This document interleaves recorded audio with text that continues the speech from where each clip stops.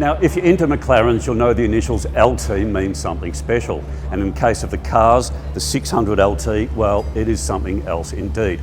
LT, it stands for long tail, and indeed, you've got 47 extra millimetres at the back.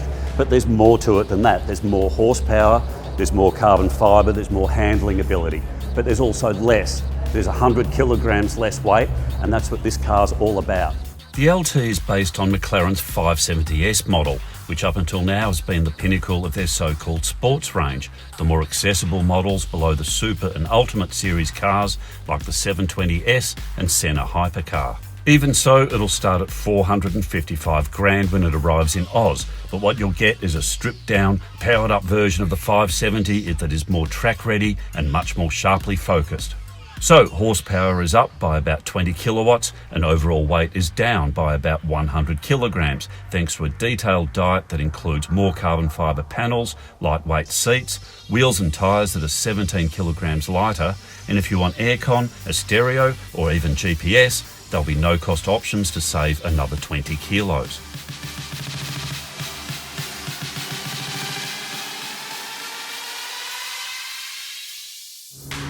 Now, you don't have to be a genius to work out this is a pretty serious bit of gear. It just feels so much stiffer than the 570S. The suspension is a bit stiffer, but the steering is more immediate, and the brakes are just absolutely sensational. Then, you get the noise.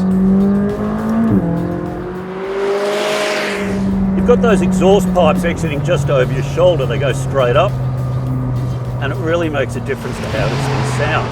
But it's more than that. It also liberates a bit of room under the back of the car, so there's a diffuser with some extra downforce. As a side benefit, that means the LT will spit flames like a drag racer.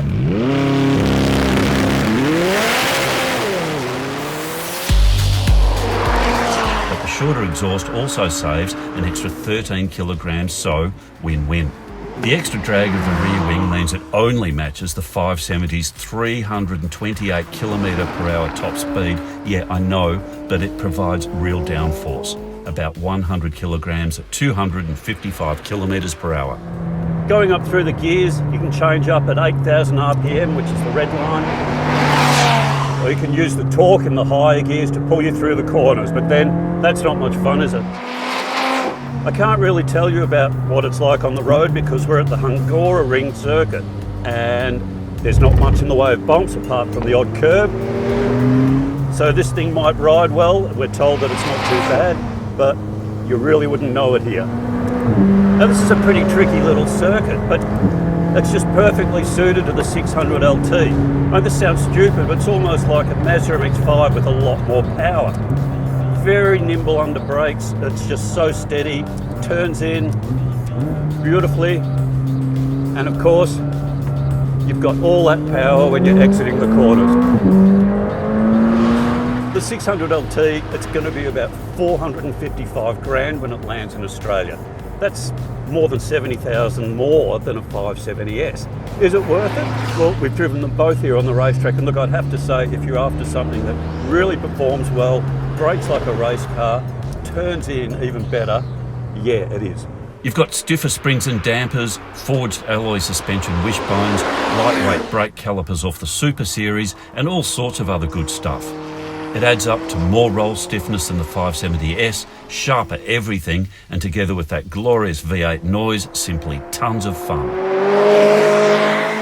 Cycle through the various drive programs controlling stability control intervention and gear shift speed, and the LT's entertainment factor goes up a notch, depending on whether you want safety and security or handling that allows lurid slides by poking the throttle and giving it heaps. Bad news? Well, there's obviously not much luxury in the pared down cabin that doesn't even come with carpet, and if you have a bad back, getting in and out of the sports seats isn't especially easy. Also, the 1-year production run for the LT is almost sold out, but here's a tip. If you really want one, ask your friendly McLaren dealer to put your name down for the Spider version, which isn't far from being announced. So, do you reckon the LT is worth the extra spend? Comment with your thoughts below, and don't forget to subscribe to Drive.com.au.